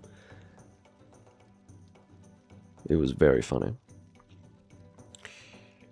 Okay, well, I think we're doing Ukanlos. Hopefully the other participants of the room are keeping up, like, keeping up with what's going on. But, yeah.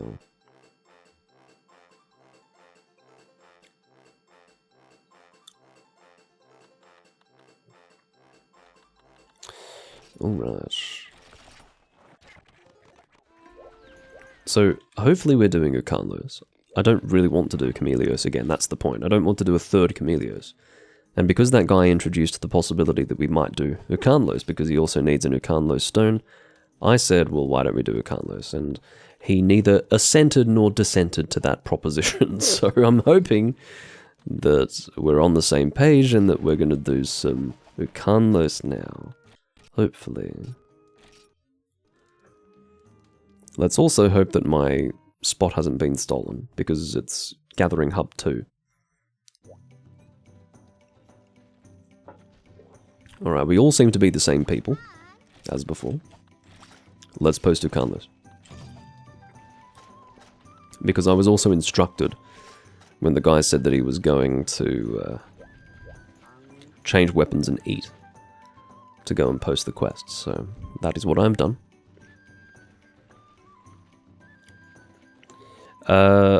I do have a favourite monster, Avenged. I guess I've answered it before. I mean, every question that you've asked, that you can ask, I've probably already answered, so I'm not worried about that. It's probably Deviljho, because Deviljho was a monster who, when he appeared in Monster Hunter Tri, the first 3rd gen game, his intimidation factor was like no other monster. He was basically the first Basil Juice from World. If you know how Basil worked, he would invade your hunt. He would just turn up. Now, they overdid him there. He was appearing so often that he lost his intimidation factor pretty quickly, but Deviljho was fucking terrifying. He would, it was just different. It was completely different. You would just be going about your business hunting a monster, and this giant fucking dinosaur would dig out of the ground in front of you, and he would be two-shotting you. And the speed with which he moved, despite his size, made him quite scary. And yeah, he was so well done in that game. So well done. The way he would just fucking lurk around in high rank as well. Like, he would lurk around. Typically, your first encounter would be with a Kurapeko, and Kurapeko had the ability to summon monsters to help him.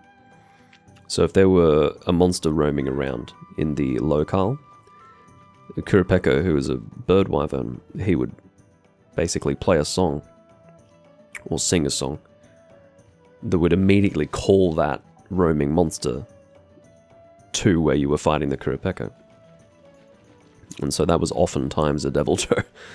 And so that would end up being your first experience, but then there were other scenarios where Deviljho just fucking turns up. And that experience of, I suppose, being terrified of him, and then eventually reaching a stage within G rank, or in this case high rank, it was a high rank game, reaching a stage in high rank where you were strong enough to fight him, and then overcoming your fears. For some people, they did the capture quest, which was an event quest. It was like an event quest on rotation. You'd only be able to access it occasionally. But it was your opportunity to, at a relatively lower hunter rank, to actual endgame try, take on Deviljho in his own quest. It was a capture quest. And so that might have been your first time actually dispatching your own Deviljho, or you got to HR 51 and slayed your first Deviljho, but that moment where you are fighting him on par with him and killing him, absolute. It is the pinnacle of the Monster Hunter experience. So Deviljho, absolutely my favorite. As a monster, he's pretty cool, very dynamic, very fun, but the way he was presented in Monster Hunter Tri was so well done that I would defy any person who played Tri to disagree with me that he's the best monster. I probably shouldn't even phrase it that way. Everyone that I've talked to who played Tri back when it came out agrees with me, because he was really good. Great monster.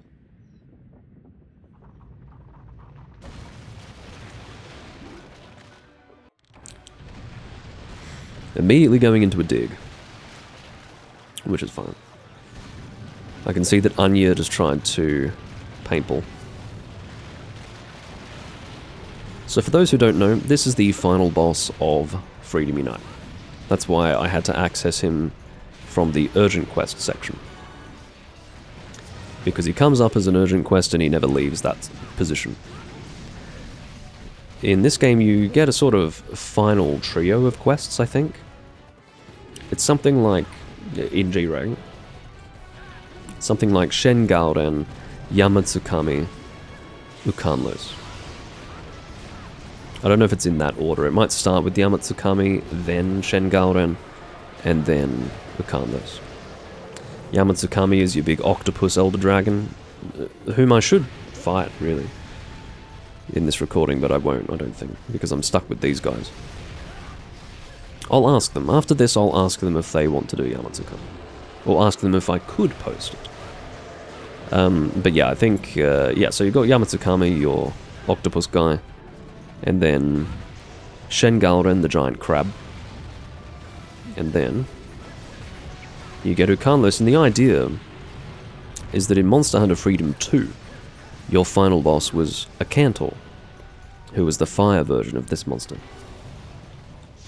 So in the interest of sort of pairing this game, which is the G-Rank version of Freedom 2, they created an ice version of the Akantor to serve as the final boss. And it's interesting because he's not even an Elder Dragon. He's a flying wyvern for some reason. But he doesn't have wings, of course. But yeah. Despite not being an Elder Dragon, he's definitely an Elder-type monster, isn't he? And I suppose there have always been monsters like that in the series. Monsters that aren't actually Elder Dragons, but feel like Elder Dragons. For example, Deviljho. Deviljho was a good example of that, where he was presented in Tri as being about as difficult as the Elder Dragons, but he wasn't, in fact, an Elder Dragon, which was always fascinating. So, for example, in first gen you had Young Garuga. He was so stupidly strong in that game, or in those games. So, Monster Hunter 1, Monster Hunter G, Monster Hunter Freedom 1. Sorry, yeah, Freedom. / Freedom 1. Same game, just different naming. And then, I suppose in second gen you had a Cantor and a Ukanlos, not actually Elder Dragons, but really feel like they are. And in third gen, Devil Joe.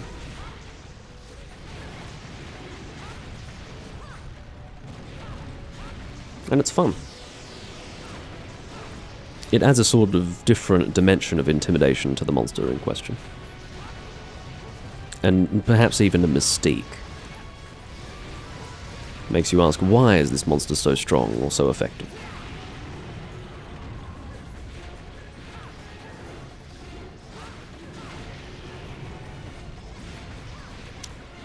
Yeah, Matsuma Gutsuchi is pretty cool.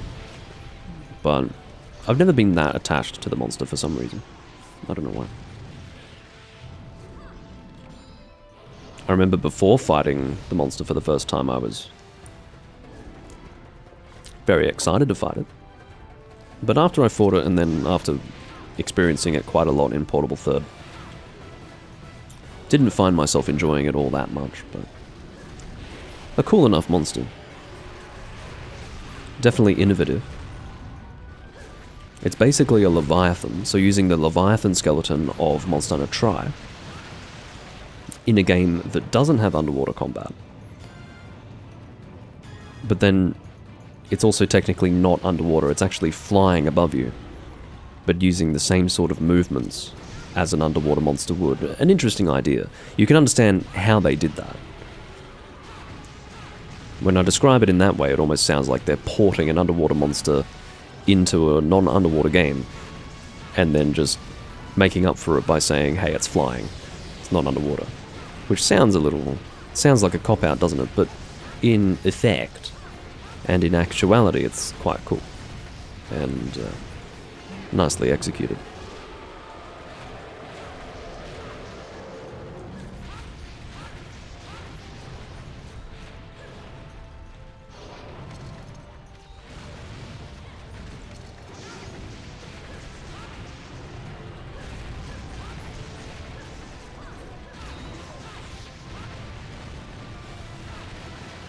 As for how we're doing during this hunt, I suppose we're doing fine.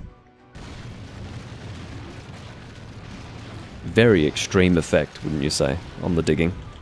I quite like it here in this game. He ended up almost being a bit silly with his digging effect in the later games. Here, you've got this really good crunching through ice sound effect, and a really good visual effect as well. It really feels like he's fucking plowing towards you. Much better done, actually.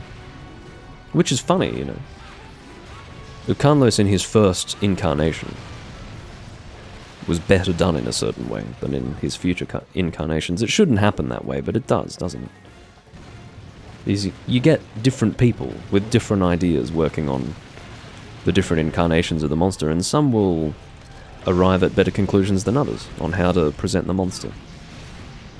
And that's not always consistent with the chronology.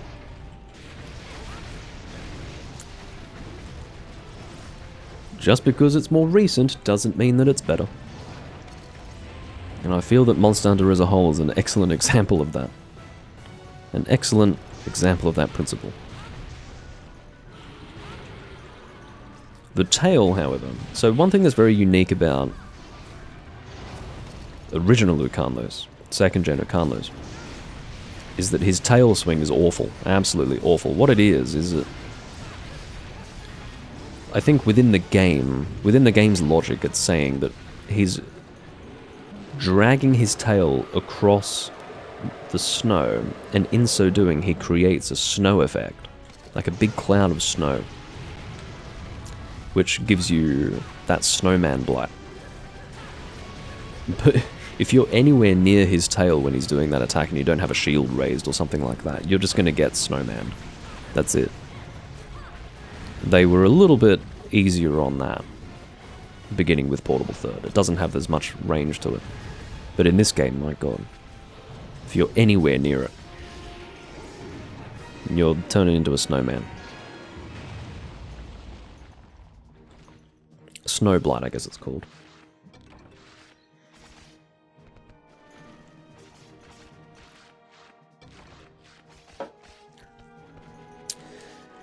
Yeah, Gore Magala, Chaotic Gore Magala, and Shaguru Magala. All very good monsters. The idea that the environment itself changes when it enters its rage mode. Pretty cool stuff.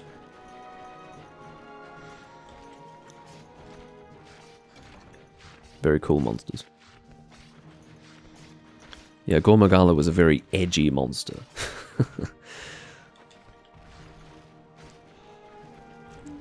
It was definitely called like the Edgelord monster back when 4 came out.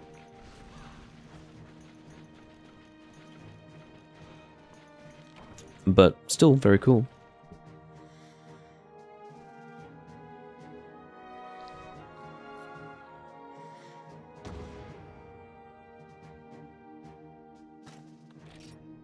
Alright, I'm going to ask the group if they would like to do Yamatsukami. If they've got other things in mind, then that's fine, but we're all HR9, so I feel like we can all be sort of flexible.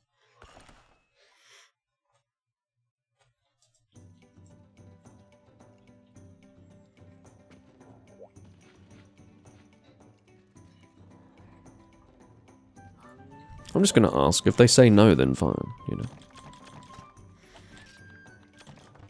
I'm asking it sort of... I'm framing it as a request, and then I'm sort of hoping that they'll agree because they may also need Yamatsukami.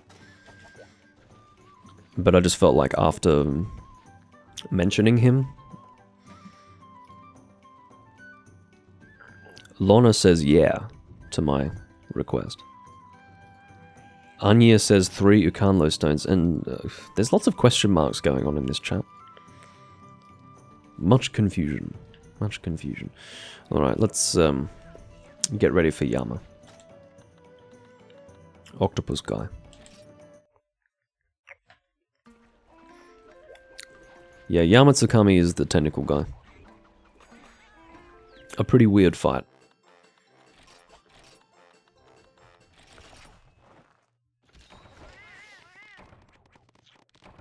But very fun. He was only in 2 Monster Hunter games, or at least 2 mainline games. He was in Monster Hunter DOS and in Freedom Unite. What am I going to bring? Something ranged. How about this? I'd better be quick with this because I have to do some decoration swapping and I don't want to lose my spot. Come, fucking hell. Okay, make it real quick, come on.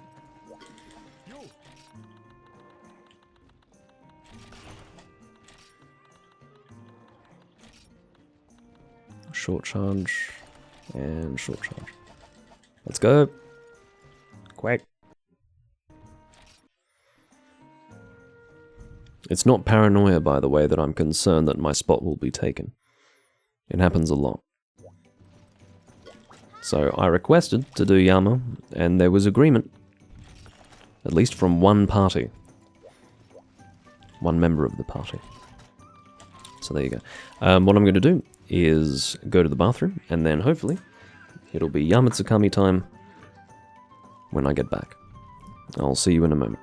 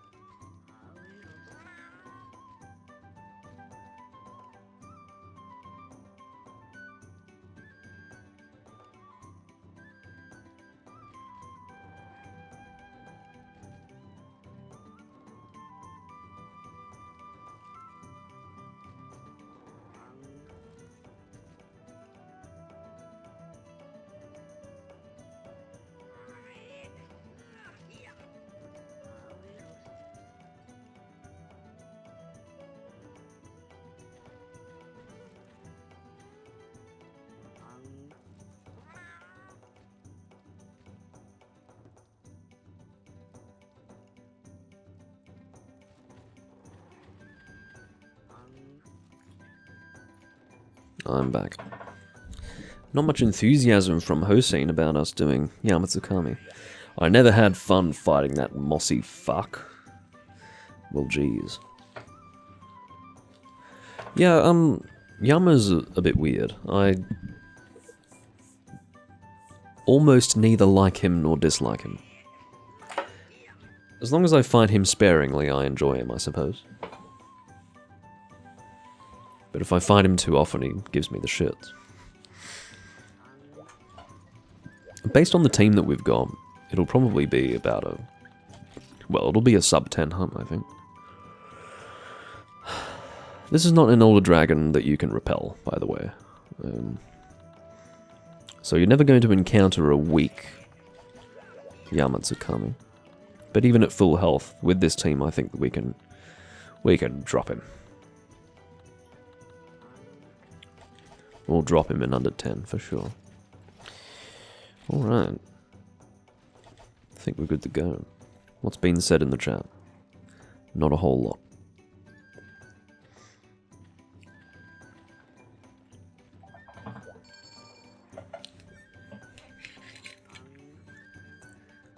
So we've got a Kantor bow, Kirin light bowgun, and Nagakuga heavy bowgun.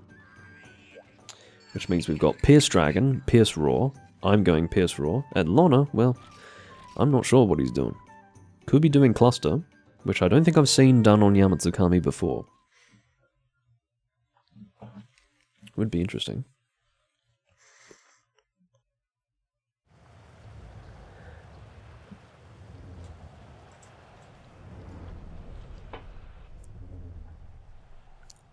Much to the chagrin of these guys, I am going to play the intro. Because it's got an awesome intro.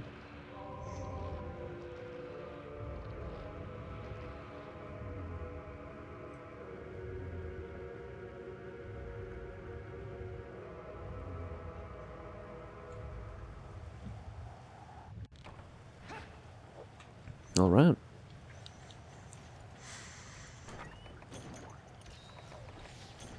Now, very important that whoever takes the life powder is prepared to use it.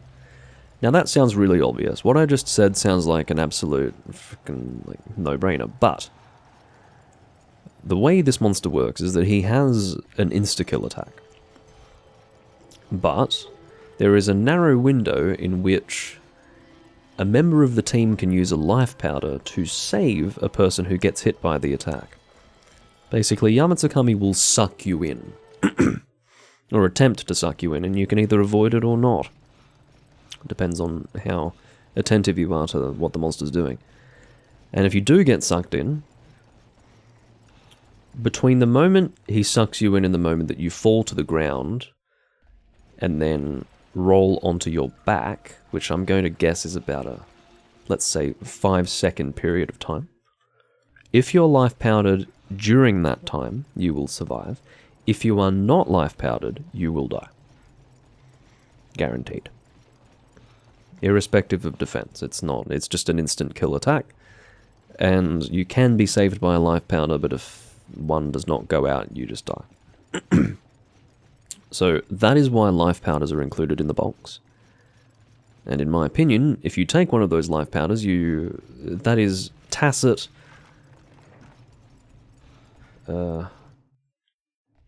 what's the word? Tacit consent that you're going to be the guy who helps, right? You know, just add it to your inventory to use whenever you feel like it. You save it for that scenario that I've just described. Yes, the fight is at the tower, although not in Monster DOS. In Monster DOS, it happens in the town, weirdly enough. The town fortress where you also fight Shengarin, which differs from the fortress location for Lao Shanlang. I've already been slapped.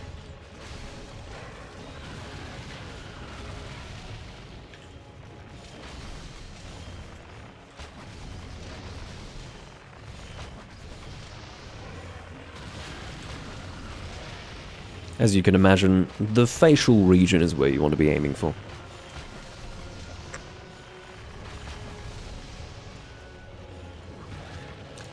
Now when he does this, there is a risk that he does his sucking attack. Here we go. So that's the move. Here we go. Does anyone have life powders? Because I don't. I do not. Lorna did survive. The reason why is because he has guts. He asked that question actually before we began the hunt. He said, will guts save you from that attack? And I said, I think so. Turns out that I was right. Because it is an instant kill attack, but it can actually be avoided using guts, fortunately. Now, Pandora was killed, because whoever took those life powders either was Pandora himself, or perhaps Lorna, or did not understand the responsibility of using them. I don't know. You know, I was going to take them. I tend not to carry life powders, but I try to get them when they're in the box for this quest. But no, someone gobbled them up. Someone snatched them with enthusiastic abandon. And as a result, we could have had 2 deaths. We ended up with only 1, fortunately, but we did get 1 death because someone is not being disciplined. But that's alright. Nope. So when you get the fall down, you can actually jump onto the top of him. And if you're really poorly positioned, you can just fall straight through him. It's quite annoying. But if you find a lump, you can actually carve him while you're here. I'm discarding everything I get, unless I get Dragonwood Plus. If I get Dragonwood Plus, I'm keeping that shit. Because it's very rare.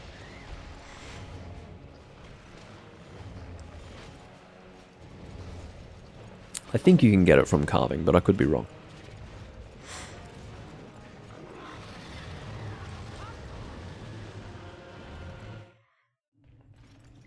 Now we have to go back up to the top. And continue the fight.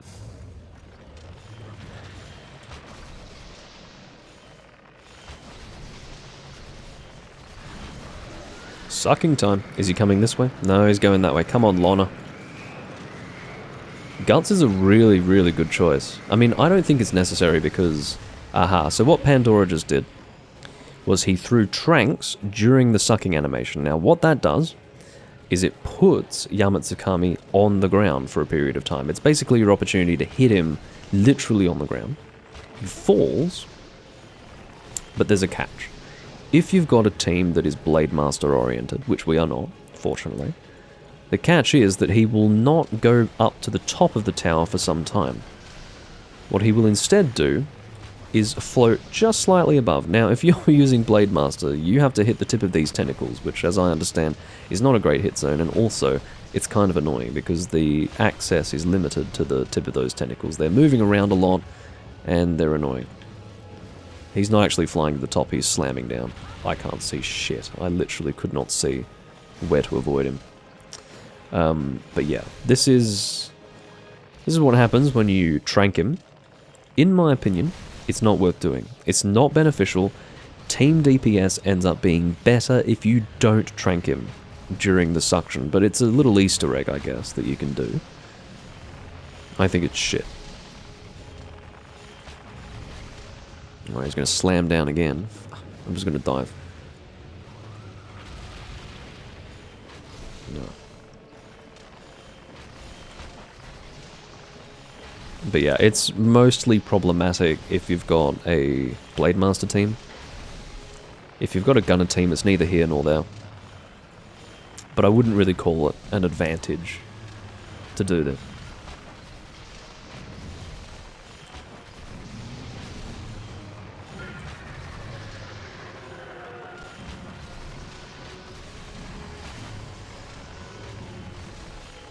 My headcanon, by the way, is that Yamatsukami is in fact the moon from Majora's Mask.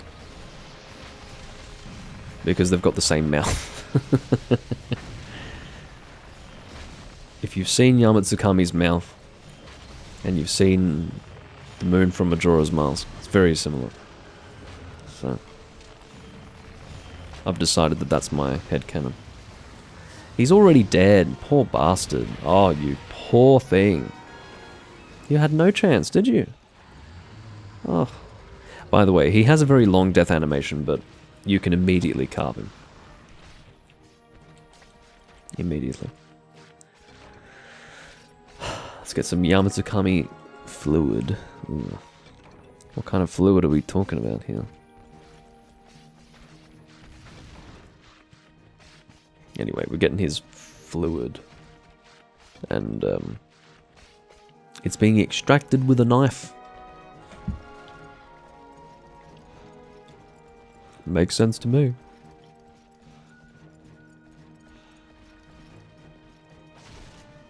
Poor octopus. Yeah, to be clear, it does often take much longer than that to kill a Yamatsukami. But this team has very high ranged DPS, so...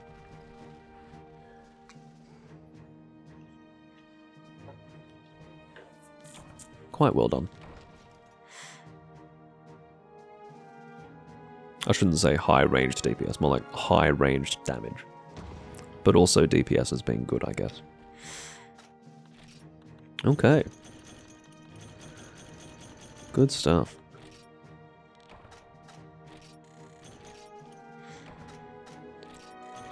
That's going to be it for me. That is the live stream done. So again, a little bit of a slow start actually, because I only had that one other guy, and I was feeling a little morose because I had spent a lot of time trying to find people to play with in other games and was struggling.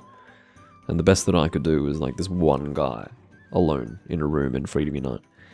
But in the end, I was able to make it work. And the live stream picked up after maybe 40 minutes or so.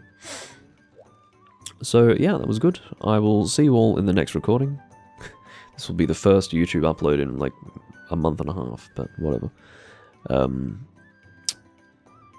Indeed, I thank you for joining me, and I will see you next time I'm recording Monster Hunter. Hopefully it won't be as long of a wait until next time as it was prior to today. I will see you when that time arises. Bye-bye for now.